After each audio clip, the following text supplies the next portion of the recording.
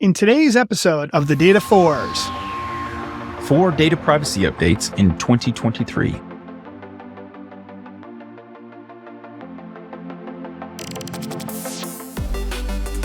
Welcome to the Data for All podcast. I'm Charlie Yielding. and I'm Charlie Apigian, where we want to empower you to think differently with data.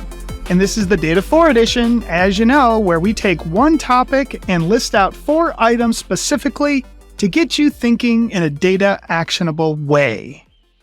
And so what are we talking about today when we say 4 changes in data privacy? You're the expert here, but we've had a couple of times. We had one of our episodes with Hyun Park that was back in November of 2022, where we talked about data privacy. So it's been a year. It's been a year for that. And then I went to DC in April and met with everybody. And the one thing I got out of that was there's very few states, less than 10 at that time. So that was in April.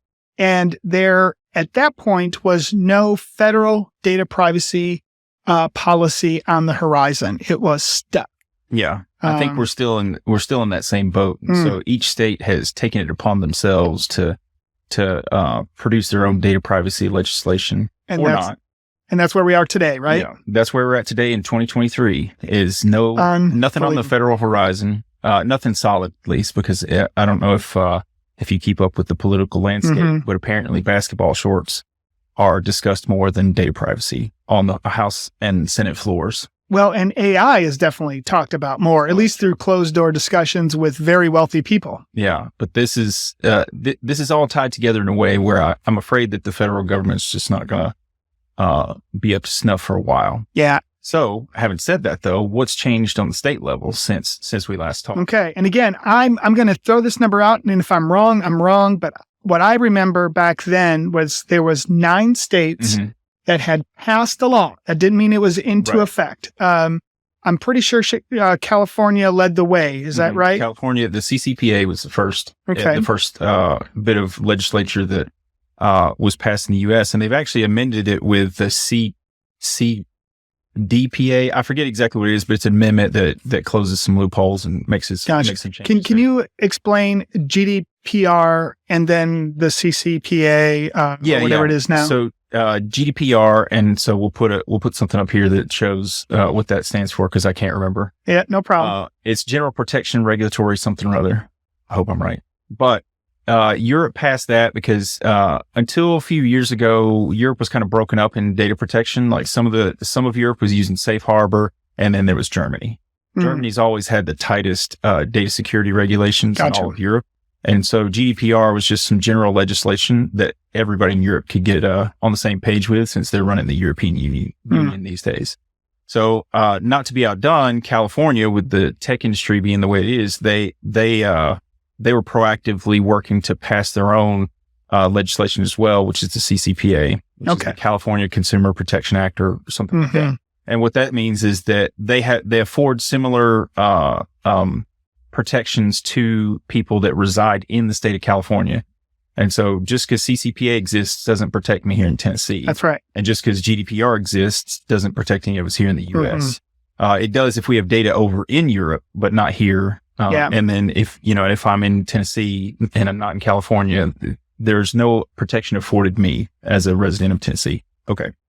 Yeah. So, and with all that, the big thing that I kept hearing in DC when I was there is this is without having that federal policy now.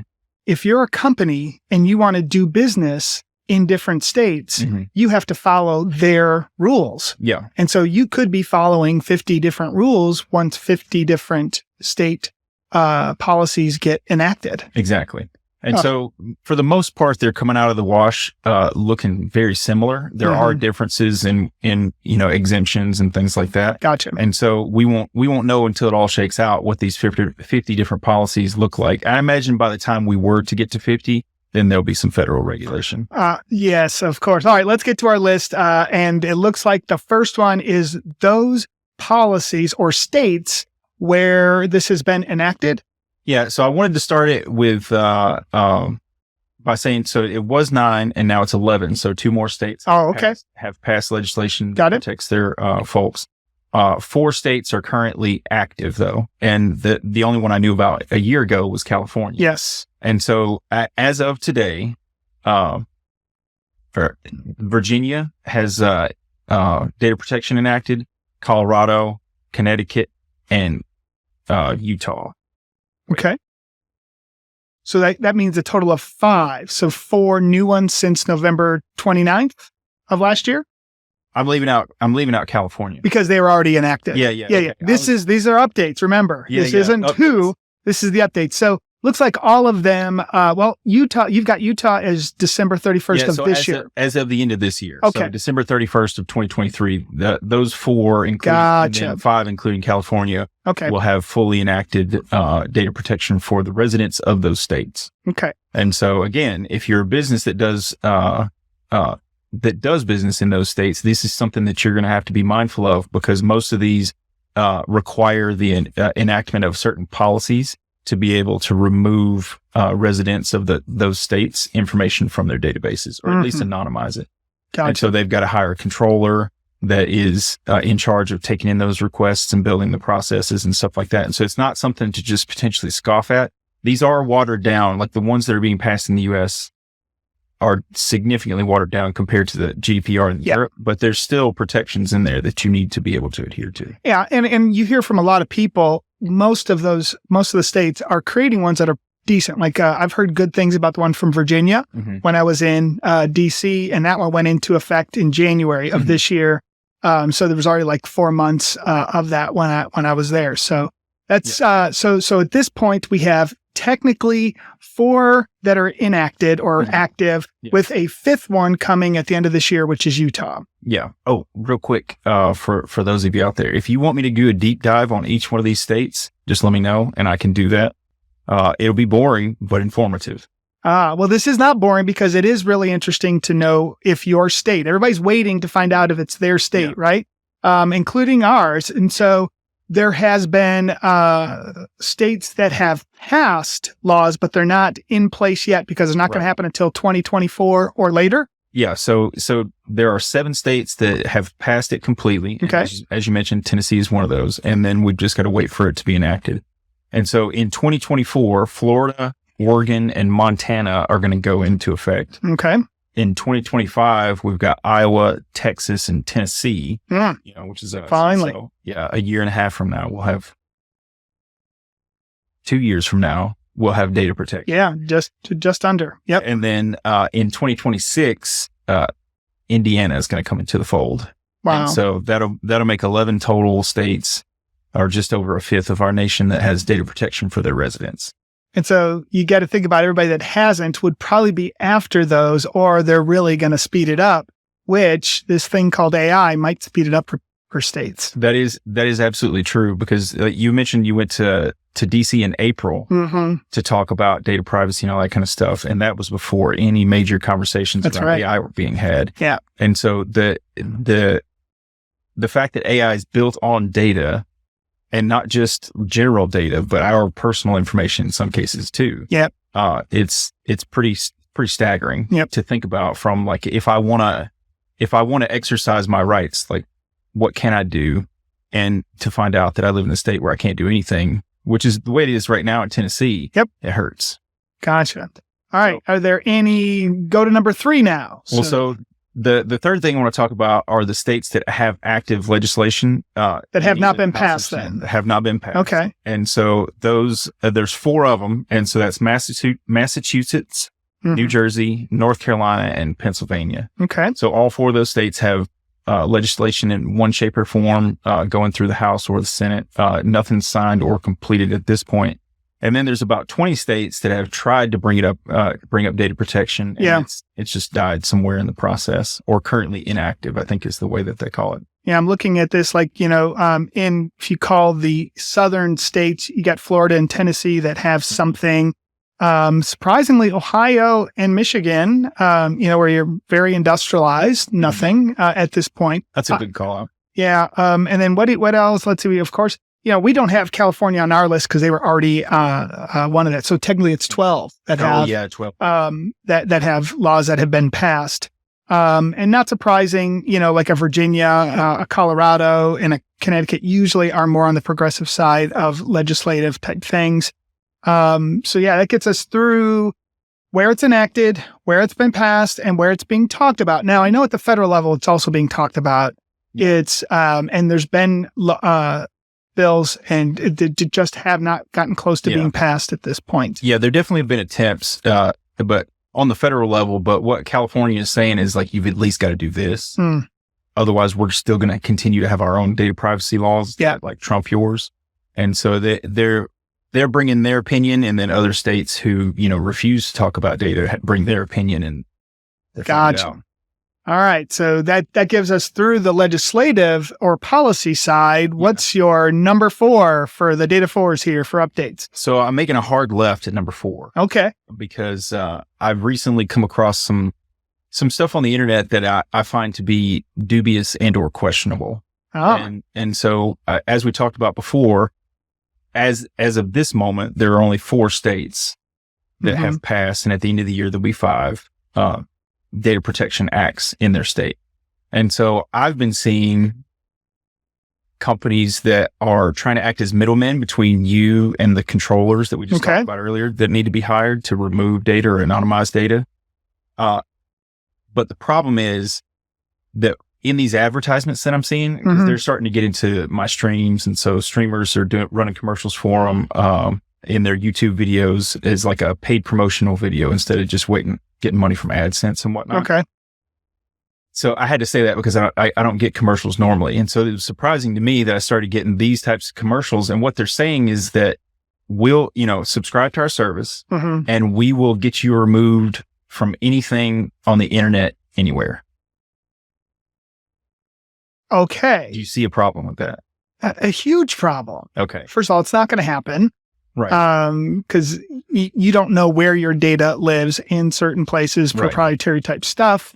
And so how can they make that claim? Or what do you think what do you think the point of that is? So I looked on their websites, and there's a couple of different types of claims that I want to point out. And so one is that they have relationships with websites and they work with those websites to remove you from them. And the companies I come across that say this, they explicitly list the sites that they work with. Okay. So it seems like a fair value if they have some sort of contract with those companies, like a business agreement to help them manage their user data or something like that. I don't really know what those agreements would look like or how you could monetize that apart from the subscription, but that seems fair if they're listing exactly what they're removing from.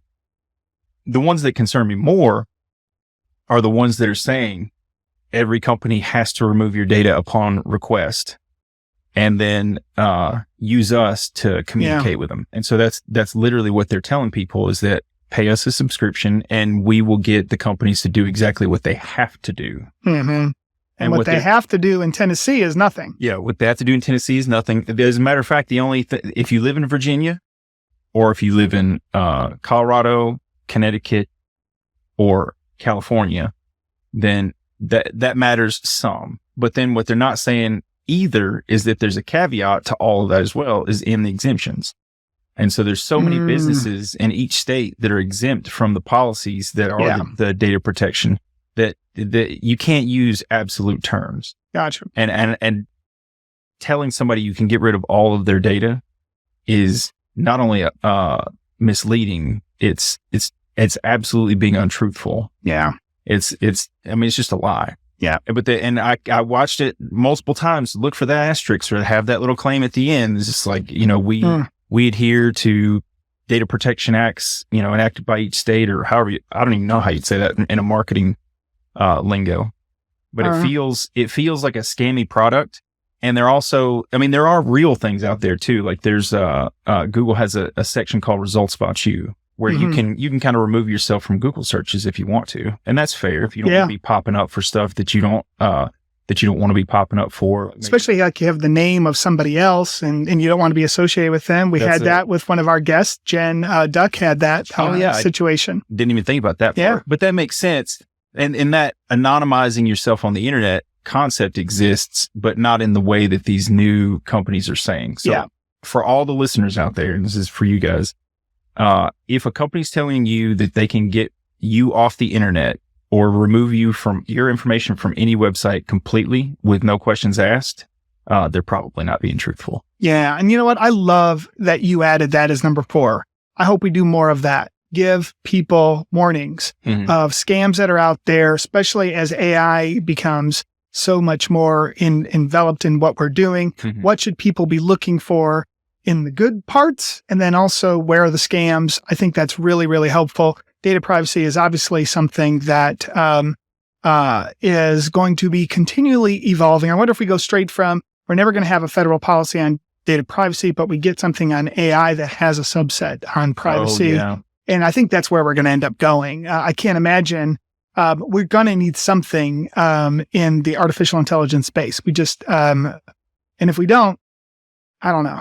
That's a whole separate conversation. It is. Because is the current collection of legislators capable of passing appropriate artificial intelligence laws? And stay tuned for that. But I think we got this one pretty good. So again, we looked at which states have it enacted, which ones have it passed, which ones have active ones, and then the scams that are out there. So those are just some of the different data privacy updates for 2023. Anything else, Charlie? I'm going to keep up with these new companies cropping up, and I might be posting more specific details on each one. Because I'm reserving the right to be wrong in this situation because they're not openly sharing their models. But from the website and the messaging, it seems like absolutism in a bad way. Yeah. Well, if you Google Data for All, you'll probably find us, and we are found at dataforall.io. And with that, we look like we got another Data 4s in the book. Were we under time that time? Not really. That's okay. But with that, anything else, Charlie? It. All right. And with thank you, everybody, for listening to the Data Force. I'm Charlie Apigian. And I'm Charlie Yielding. And until next time.